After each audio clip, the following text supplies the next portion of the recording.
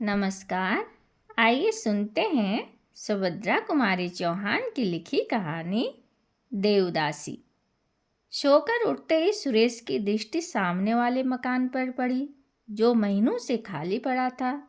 उसने देखा एक स्त्री सामने छज्जे पर खड़ी है। सिर के बाल छल्ले छल्ले बनकर माथे पर बिखरे हुए थे। रंग बहुत गोरा न होकर भी सांवला न था। चेहरा बड़ा ही आकर्षक था। स्त्री के चेहरे पर विषाद की एक गहरी छाप स्पष्ट दिखाई दे रही थी। उम्र कुछ अधिक थी, पर सौंदर्य में किसी प्रकार की कमी ना आ पाई थी। सुरेश मंत्र मुग्ध की तरह बहुत देर तक उसकी ओर देखता रहा। स्त्री नीचे सड़क की ओर देख रही थी। आंखें ऊपर करते उसने सुरेश को देखा। दोनों की आंखें मिली। सुरेश की आंखों में प्रश्न था और रमणी की आंखों में याचना। तुरंत ही किसी प्रकार की आवाज़ सुनकर रमणी भीतर चली गई। फिर छज्जे के दरवाजे दिन भर बंद रहे। उसके नए पड़ोसी कौन हैं, यह सुरेश बिल्कुल न जान सका। शाम को सुरेश घूमने चला गया। घर लौटा तो 11:30 बज रहे थे। सामने वाले मकान में अब भी प्रकाश था। सुरेश एक आराम कुर्सी पर लेट सा गया। एकाएक बड़ी ही मधुर संगीत की लहर ने आकर उसकी सारी शिथिलता को दूर कर दिया। वह उठकर बाहर आया। छज्जे पर सामने वाले मकान में कोई गा रही थी। सांवरिया से लागे रहे दौने, सांवरिया से। गायिका संगीत कला की विशारदा जान पड़ती थी। सुरेश भी तो संगीत प्रेमी था, और केवल संगीत प्रेमी ही नहीं, संगीत के विषय में उसे ज्ञान भी काफी था। सुरेश सोचने लगा, हो न हो यह वही स्त्री है। पुरुष के गले में इतनी मिठास आएगी कहाँ से। तब तक गायिका ने गीत का अंतरा गाया। काह करूं कित जाऊं मोरी सजनी, नाही परत मोहे चैन, सांवरिया से लागे रहे दो नैन। संगीत बंद हो चुका था। सुरेश कुछ देर तक टहलता रहा और थोड़ी देर में उसे एक हल्की सी चीख सुनाई पड़ी। फिर सब कुछ बंद। सुरेश कुछ न समझ सका कि मामला क्या है। वह जाकर सो रहा।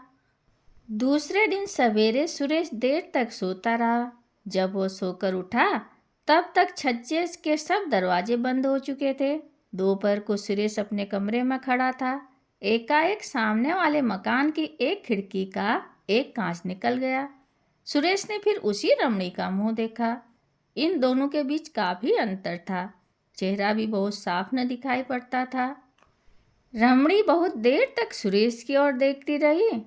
आंखों में याचना थी, चेहरे पर करुणा। सुरेश कुछ समझ न सका कि मामला क्या है। वह बैठ गया। बैठ जाने पर वह स्त्री दिखाई न पड़ती थी। कुछ देर बाद सुरेश ने देखा कांच फिर उसी तरह जहाँ का तहाँ लगा दिया गया है। सुरेश के सामने यह स्त्री एक समस्या बनकर प्रकट हो गई। वह कुछ समझ ही न पा रहा था कि मामला क्या है। रमणी न तो कुलवधू सी जान पड़ती थी, न निर्लज्ज वैश्या ही। वह सुरेश की ओर देखती जरूर, पर वासना की लपट उन आंखों में नहीं थी। उन आंखों में विषाद के साथ याचना जरूर साफ साफ दिखाई पड़ती थी।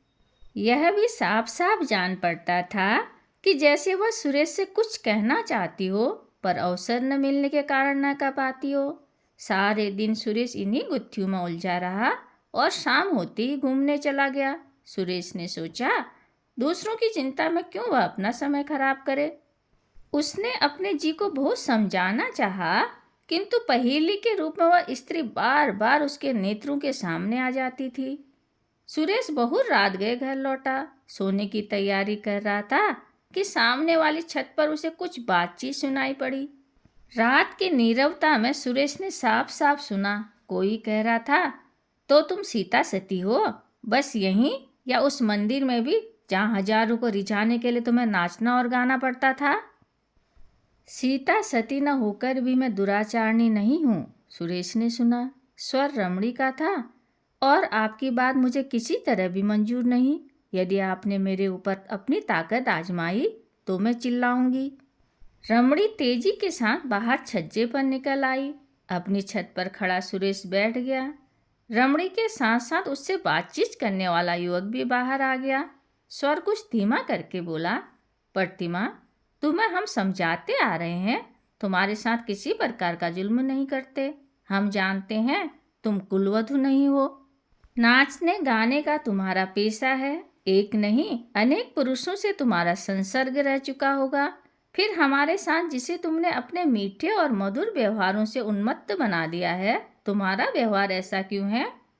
प्रतिमा बोली, मीठे और मधुर व्यवहार का यह अर्थ कदापि नहीं होता नरेंद्र बाबू कि हम आपको अपना शरीर अर्पण कर दें। फिर यह मेरा शरीर तो देवता को अर्पित हो चुका है, मैं देवदासी हूँ, मुझसे यह बात न होगी। नरेंद्र एक व्यंग की हंसी हंसता हुआ बोला, तो तुम अभी तक सती हो, यही ना? और वह पुजारी जिसके पीछे पीछे तुम। प्रतिमा बात काटते हुए बोली, बस रहने दीजिए, आप पुजारी जी का नाम न लीजिए, वे मेरे पिता के तुल्य हैं। वे बहुत सीधे हैं, अगर वे सीधे न होते तो आप मुझे वहाँ से धोखा देकर ला भी न सकते थे। नरेंद्र का नशा इस समय जोर पर था। वह क्रोध से बोला, मैंने उन्हें धोखा दिया है या तुमने मुझे उल्लू बनाना चाहा है? साफ साफ कहो, क्या तुम्हारी खुद की इच्छा न थी मेरे साथ घूमने चलने की? प्रतिमा, घूमने जाना दूसरी बात है और घूमने के बहाने भाग जाना दूसरी बात है। आपने पुजारी जी से ये नहीं कहा था कि शाम होने से पहले लौट आएंगे? नरेंद्र, ओहो, इतनी भोली तो न बनो। तुम नहीं जानती थी कि हम लोगों ने घूमने की बात क्यों की है? तुम बड़ी नीच हो, सब कुछ तुम्हारे ही कारण हुआ है और तुम अब मुझे ही बेवकूफ़ बनाना चाहती हो। प्रतिमा, यदि मुझे मालूम होता कि घूमने के बहाने आप मुझे भगा ले जाएंगे तो मैं आप लोगों के साथ कभी ना आती। झूठ बोलते हुए तुम्हें लज्जा नहीं आती? किसी दूसरे से आंख लड़ गई है, यह क्यों नहीं कहती? बेहया कहीं की, कहकर नरेंद्र गुस्से से छत पर टहलने लगा। प्रतिमा ने कहा, आपका व्यवहार मेरे साथ बहुत उद्दंड होता जा रहा है, मैं इसकी आदी नहीं हूँ। उद्दंड व्यवहार इसको कहते हैं। कहते हुए नरेंद्र ने कसकर एक तमाचा प्रतिमा को लगा दिया। प्रतिमा चीख पड़ी। कमरे से नरेंद्र के साथ ही अन्य युवक निकल आए। उनमें से एक बोला, यार नरेंद्र छोड़ो भी, तुम भी क्यों इसके पीछे पड़े हो? नरेंद्र बोला, पीछे पड़ने की बात नहीं है, तुम जानते हो आज 1 महीने से हम लोग इसी के पीछे रुपया पैसा और समय बर्बाद कर रहे हैं। कुछ मेरा अकेला अनुमान भी नहीं, तुम्हारा सभी मित्रों का अनुमान था कि यह हम लोगों के साथ भाग जाना चाहती है, तभी तो हम लोगों ने इसे वहाँ से निकाला। नहीं तो औरतों को भगाना कुछ हमारा पेशा थोड़ी ही है। तुम लोग बेवकूफ़ बन सकते हो, पर मैं न बनूंगा। मैं अभी इसे सीधे किए देता हूँ। ऐसा कहते हुए नरेंद्र ने प्रतिमा के पास आकर कहा, यह रोना किसे सुना रही हो? अब कोई तुम्हारे नखरों को देखकर धोखा नहीं खा सकता, तुम्हारी जात ही ऐसी है। उल्लू फांस कर रखने में तुम लोग अपनी विजय समझती हो, पर हम वह उल्लू नहीं हैं कि फंस जाएं। पहले तुम्हें फंसा लेंगे, बाद में हम फंसेंगे। प्रतिमा ने कहा, ठीक है, आपकी कैद में हूँ, जो चाहो आप कर सकते हैं, पर मैंने आप लोगों को पढ़ा लिखा सभ्य पुरुष समझा था। मैं क्या जानती थी कि पुरुष के रूप में आप राक्षस हैं। हम राक्षस हैं? नरेंद्र ने दूसरा तमाचा प्रतिमा को जड़ दिया। और तुम देवी हो, बदजात कहीं की। मंदिर का राई रत्ती हाल जिसे न मालूम हो, उसके सामने अपने सतीत्व का ढोंग रचना। यहाँ पहले ही सब कुछ जान लिया था, तब पैर आगे बढ़ाया था।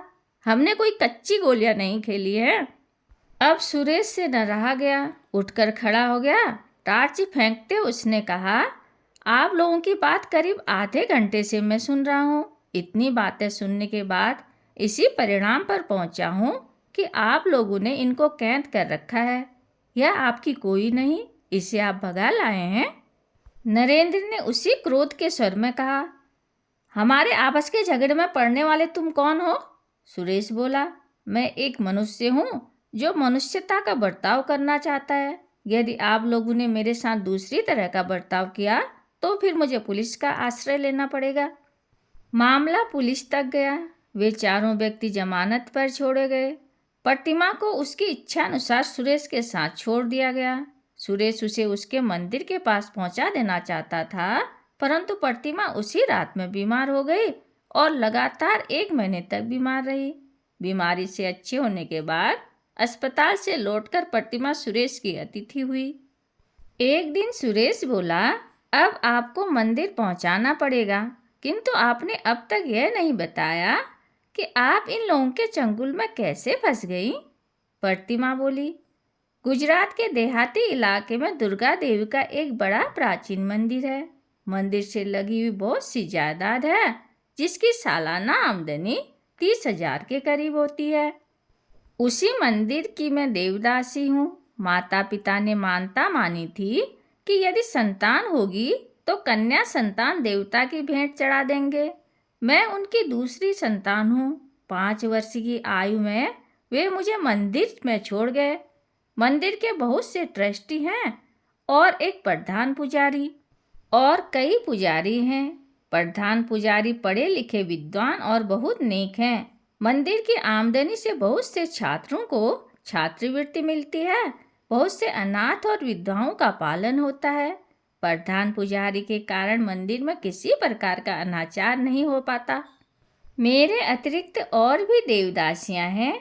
मंदिर के ट्रस्टी तथा अन्य लोग देवदासियों के साथ अनाचार करना चाहते हैं, पर प्रधान पुजारी के मारे यह नहीं हो पाता था।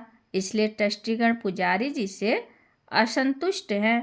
मुझे पुजारी जी ने छुटपन से ही हिंदी और संस्कृत की शिक्षा दी है। मैं मंदिर में नाचने गाने के बाद उनका लिखने पढ़ने का भी बहुत सा काम कर देती थी। वे बहुत बूढ़े हो चुके हैं। नरेंद्र वगैरह 6 आदमी एक दिन हमारे मंदिर में पहुंचे। ये लोग पढ़े लिखे सभ्य कहलाते हैं। पुजारी जी ने इनके आदर सत्कार का भार मुझे सौंपा।